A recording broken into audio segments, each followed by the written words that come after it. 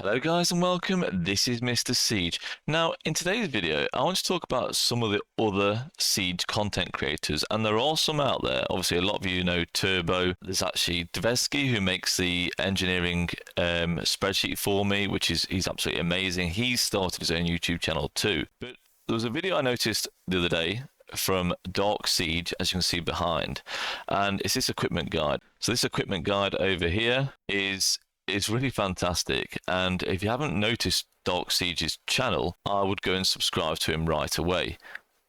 In fact, that is exactly what I'm going to do now, because apparently I'm not subscribed to his channel. So there you go, Dark Siege, I am now.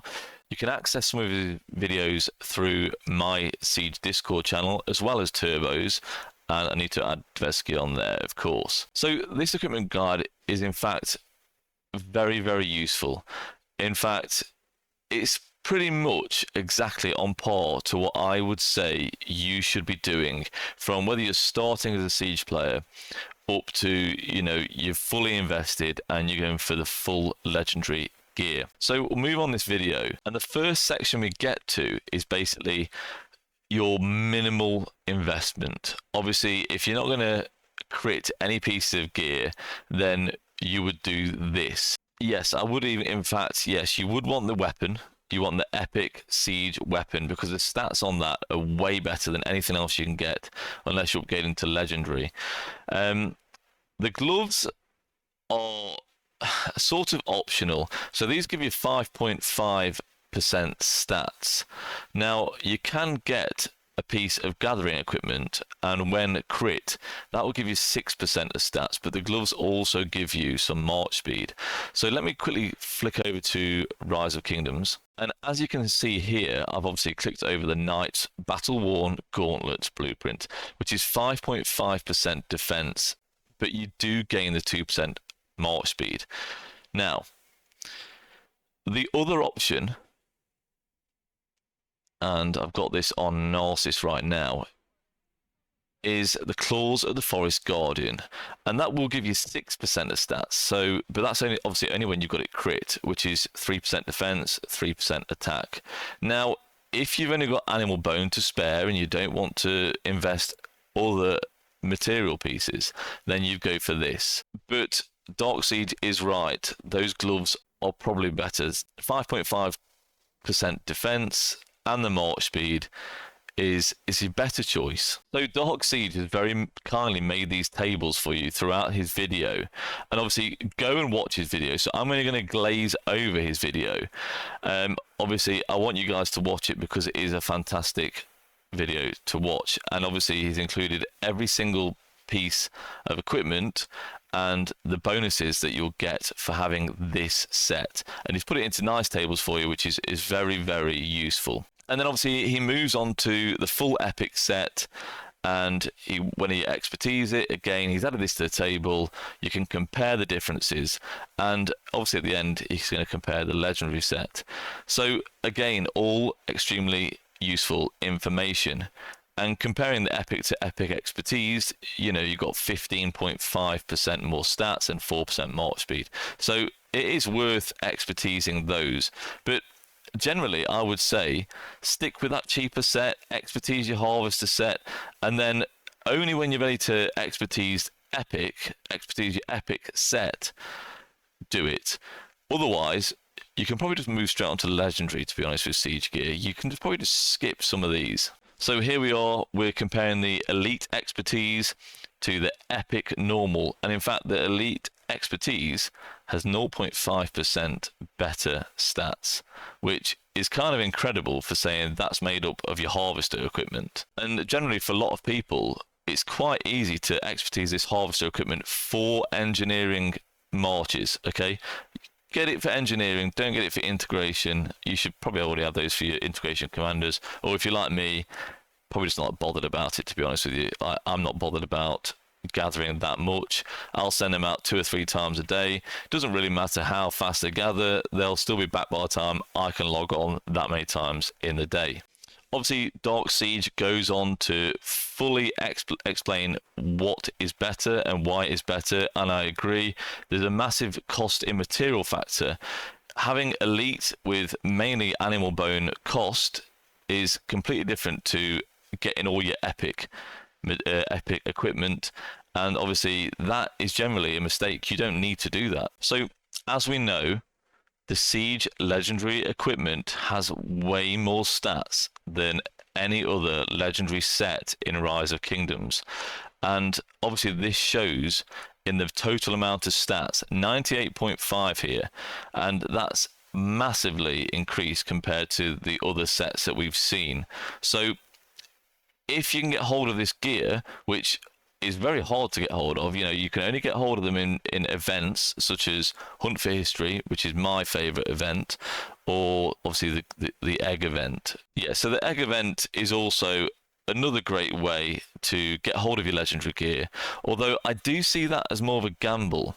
Okay, so with the Hunt for History, you're pretty much guaranteed to get your materials in between your legendary selection, and once you get to that legendary selection, as long as you've got enough hammers for that event, you will gain those 8 blueprints, the 8 blueprint fragments, obviously, to go towards your equipment. Now there's other things like Alliance Mobilization, where you can pick up certain pieces for your legendary set, and I suggest doing that. So in the meantime, whilst you've got your expertise harvester set, plus obviously the siege weapon, and potentially the gathering gloves or siege gloves, it's probably worth collecting your legendary blueprints. And if you've got spare materials, try and crit your epic gear. So now Dark Siege gets on to comparing legendary to legendary expertise, and again, a massive increase, but this is going to be a lot harder to acquire. You're going to need to either get very lucky and expertise straight away, which is very unlikely. I've had the most terrible luck, to be honest with you, and the only other way is to get your hands on more and more blueprints, so that can be very costly. Now, I'm a low spender and it is possible, but I do buy the gem supply bundle. Obviously, I'm not telling you guys to go out and spend on the gem supply bundle. You can do this a free-to-play way, but it is very hard. You can gather gems, but all my gems pretty much go into like events like Hunt for History and get hold of those blueprints. Obviously, materials are also hard to come by, and it is a bit of a grind. Like becoming a siege player and going for legendary equipment isn't easy. Now, I know you can get decent trades with the harvester set and some of the obviously epic equipment, but if you get swarmed, or if you position badly, and if you're not used to running a siege march, you are going to struggle. It's not all glory being a siege player. Now, this does get me onto another subject. Obviously, people keep going on about nerfing siege, and obviously I've seen Omniarch's video recently. Now, that would be terrible for obviously siege players that have invested, and again, for me included. It's very hard to get where I've got to with 3 legendary equipment sets and the siege commanders I've invested in. To nerf them would be an absolute disaster, and Lilith do need to think about that. And those guys that don't run a siege march, you may see some fantastic reports from like altar battles and the perfect ball fights. That isn't anything like what always happens. It's in fact, it's very rare. You don't see those reports very often, and when you do see those reports, it may have taken 20-30 minutes to actually accrue, where many of you on the field who have proper good sets of legendary equipment, you can get those, you could keep sending those marches out and be getting those reports in total in like 5 or 10 minutes potentially. I mean, some of the guys in my kingdom, the Wales, they smash out reports like that, and they trade way better than me, of course. So let's move on. Dark Siege also goes onto your legendary gear order. Now you can see he's got the horn and ring down here, and I think the horn is a fantastic accessory to go for. Probably your first accessory to go for as a siege player. I've not even got one, and honestly, I wish I had, but I've got a drum, and a drum's very handy because I've got 3 siege marches, if not 4 when I want to. So a horn and drum or horn and ring, I think are going to be very, very useful. Probably the best options. Now, you could go for Greatest Glory if you're running Gorge Armada and Cordoba. Whether that's the best option, I'm not sure. But Siege are generally slow on gaining rage because obviously they're not receiving basic attacks back a lot of the time, so the rage gain's a lot slower. So you do want some more rage in your march. Go for a horn, go for a drum, and you're going to be very well off. Obviously, don't go for a drum if you haven't got 3 siege marches, because your melee marches may not be around that siege march. Go for your horn and go for a ring. You can't go wrong getting a ring in Rise of Kingdoms, believe me. But yeah, go and check out the legendary gear order, and I think what he's suggested is absolutely fine. I'm not going to go over it right now. Go and watch his video, of course. Now, what Dark Siege obviously moves on to next is comparing your normal legendary gear to leadership gear. Now, leadership gear is nowhere near as good as siege gear. You know, 98.5% stats on the siege normal equipment compared to the 62% on the leadership gear is massively different. But if you do have this set and you're not making use of it, then obviously it's worth using. But honestly, this number here isn't much different to like using a crit harvester set. So when people say, oh, I'm going to get legendary gear, use it for siege, like leadership gear, use it for siege, it's not necessarily the best option. It's costly and the stats aren't that amazing, to be honest with you. Now, something else to bear in mind, and Dark Siege does mention it in this video, is some of you may be tempted to use the legendary gathering equipment on your siege march. And I keep seeing it in people, oh look, yeah, they've put this legendary gathering equipment in a siege march, and they're saying, oh yeah, here we go, is this good? And like, no, like, you don't need to use that. Stick it on your gathering commanders and use just your harvester set, your elite harvester set, which is cheap as chips, although chips are pretty expensive nowadays. But you don't need to be getting legendary gathering gear. The stats are worse. Okay, so pay attention and actually look at the siege stats on your equipment, not just by thinking, oh, it's legendary, it must be better.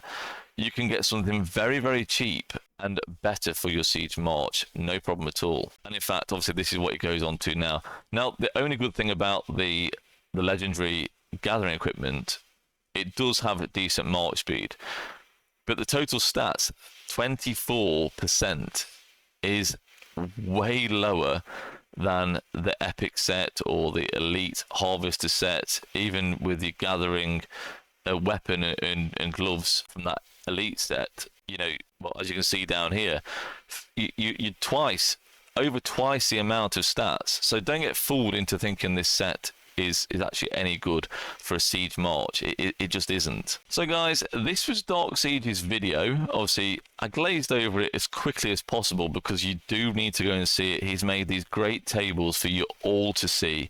Give him some support. He's got other great videos as well. The pros and cons of siege. Okay, siege isn't always the best option. Okay, I make do, I can manage, and generally I get good enough results throughout the KVK.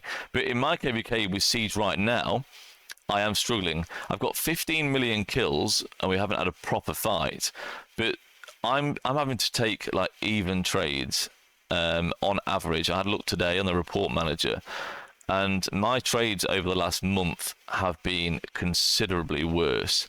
You know, from going to an average of 3-to-1 trades, I'm trading even or worse.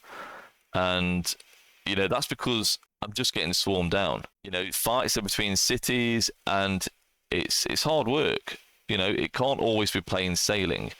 And that's what I think a lot of people don't realise when using a siege march. So go and check out his other videos too. Again, this is Mr. Siege. I hope you enjoyed, and bye-bye. Oh, what do you call them? Boxes. What do you call these? What do you mean? Well, it's like an Excel thing, isn't it? It's not a spreadsheet, though. Table. I'm not sure what that's actually called. Is there a proper name for the egg event?